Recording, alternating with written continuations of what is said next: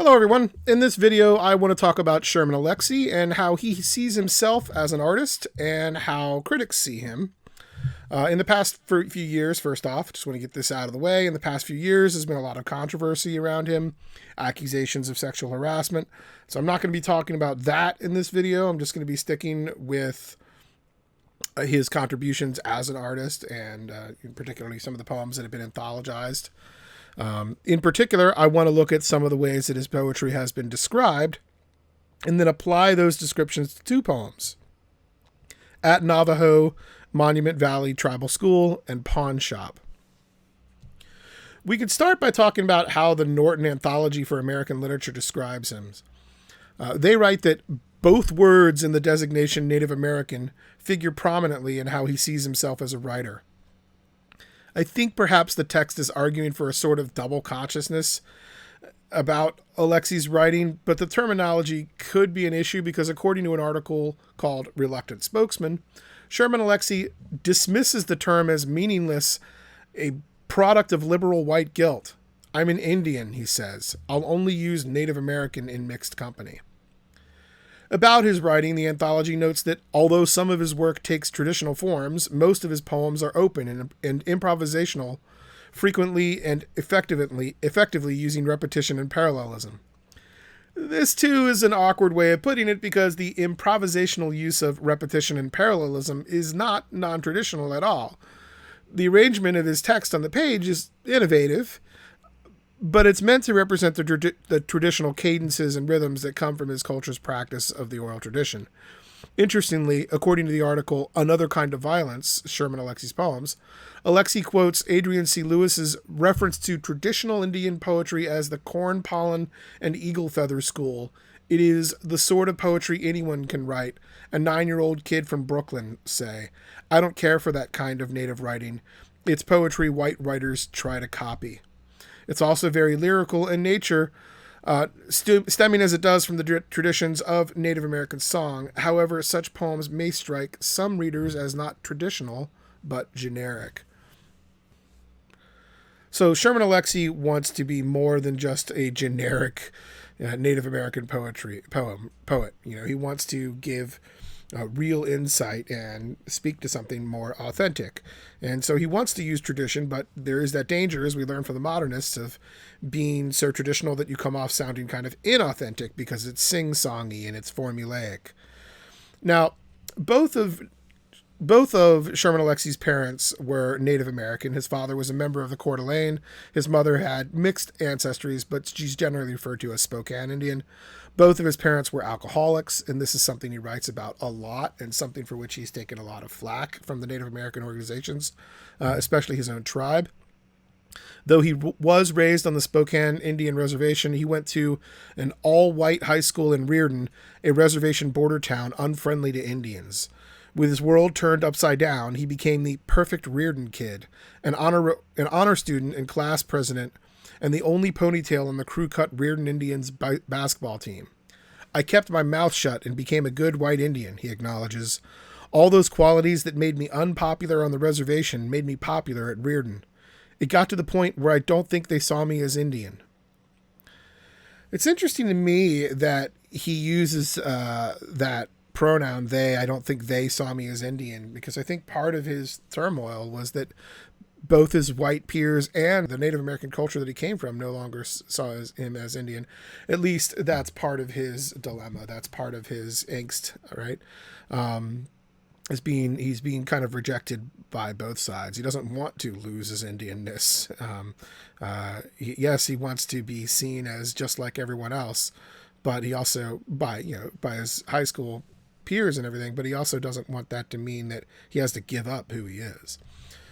Well, his descriptions of his childhood are often peppered with accounts of bullying, and it seems like he had a hard time fitting in no matter where he was, whether it was on the reservation or at his almost all-white high school. Eventually, his misery found consolation in poetry, which he began to read avidly. Keats, Yeats, Dickinson, Whitman. I did not see myself in them, he says, so I felt like I was doing anthropology, like I was studying white people. Obviously, something was drawing me that I couldn't intellectualize or verbalize, and then I realized that the poems weren't just about white people. They were about everybody. I realized that the poets were outcasts too. He chuckles. Even though Alexie had found a kinship with these poets from another time and from another culture, he was still searching for something that spoke to his experience and represented people that he knew. It was after that he discovered the poetry of Adrian C. Lewis that he finally found what he was looking for. After reading the line, "Oh, Uncle Adrian, I'm in the reservation of my own mind," Alexie says, "I started crying. That was my whole life. Forget Steinbeck. Forget Keats. I just kept saying that line over and over again. I sat down and started writing poems. And they came. It was scary." Alexie's poetry has been received a number of ways, but I mentioned earlier his tribe was upset at the way he depicted reservation life.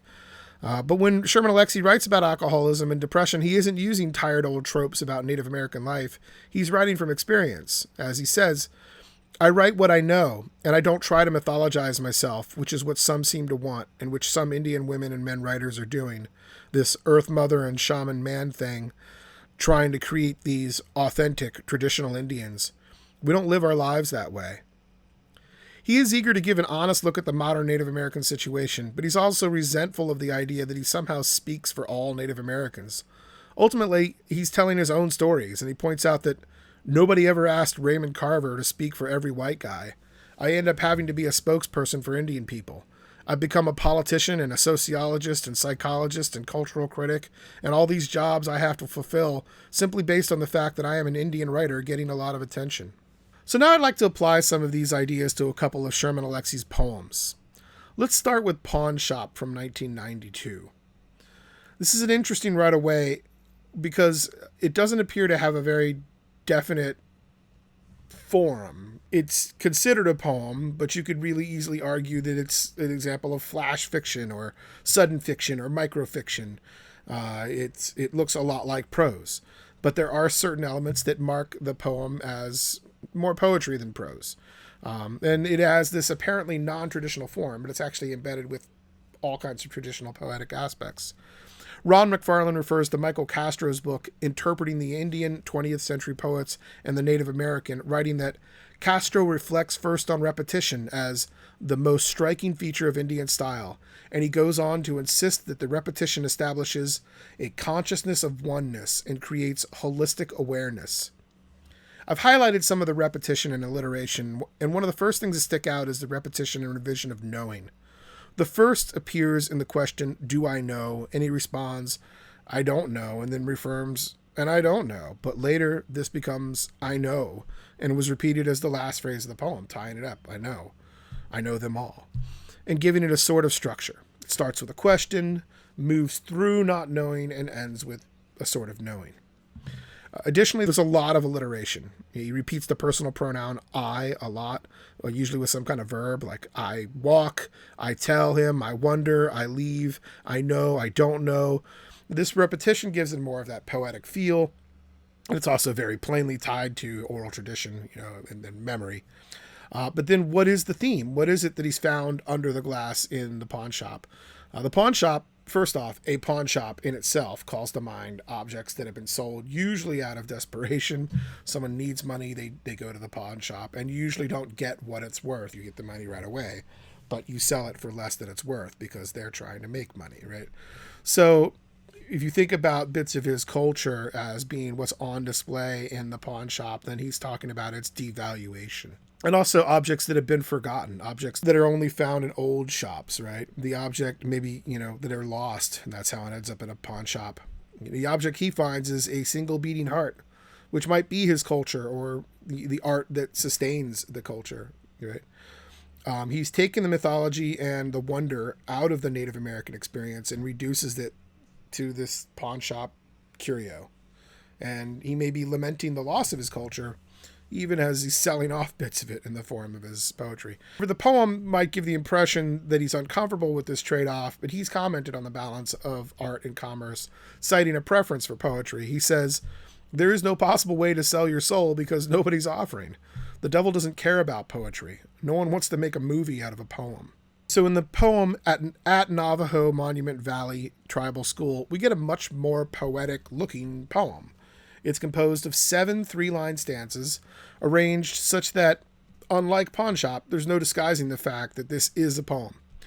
In addition to a pretty clear stanza structure, there's a loose rhythm and, of course, thematic use of repetition and alliteration. Consider the first stanza's alliteration with football field, meat and mesa, gallop and grass against. In some ways, this imagery of the boys galloping transforms them into horses, and it appeals to that sort of spirit animal mythology that Alexie is normally prone to subvert, and he does that here. The boys that are galloping here, the galloping boys, are watched by unbroken horses. Their parents, they're watching their sons. The unbroken horses, this is an interesting choice of words, because unbroken really here means that they are untamed, wild or free, So wild has that dual meaning. One of the most famous Native Americans in American history is Crazy Horse. And it should be noted that his name refers not to his mental well-being. He's not crazy, he's not insane. He's crazy as in he's wild, as in he's not tamed. So really, Crazy Horse could just much more accurately be translated into the name Free Horse, right? Or Untamed Horse. Untamed Horse is probably a better translation of his name than Crazy Horse, which seems to most ears to mean that he is not sane, and that's not what they mean here. They mean untamed. He's an untamed horse. He's free to do what he wants.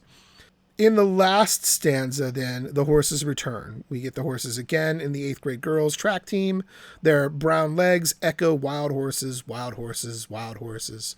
So this echoing is happening literally on the page in the form of its repetition of wild horses in the last line there, but also in the transformation of the image of those horses as they're associated with Native American culture and the Native American spirit. So again, we have that oneness, that holistic way of unifying all of the images here with the generations you have, and also the classic old traditional way of associating imagery with the West. But this mythology is grounded by a very real, relatable image, right? As McFarlane writes, the Indians in Alexie's poems do not speak with raven spirits or go on vision quests. They are not haunted by spirit animals. They are not visited by Kachina spirits. In fact, it is more appropriate to think of them in psychological rather than spiritual terms. At Navajo Monument Valley Tribal School, Alexie uses the imagery of the West so that it's so commonly associated with Native Americans, mesas, horses, dust, but he doesn't give in to any supernatural or exoticized depictions. What you get in both of these poems is a longing for the preservation of Native American culture. At the same time, Alexie is aware of the inauthenticity that blindly reproducing traditions can engender. He doesn't want to perpetuate a stereotype of Native Americans talking to animals or communing with spirits, but he does acknowledge that there's a spiritual center to his culture that can be preserved in art, even as it must continue to evolve with history.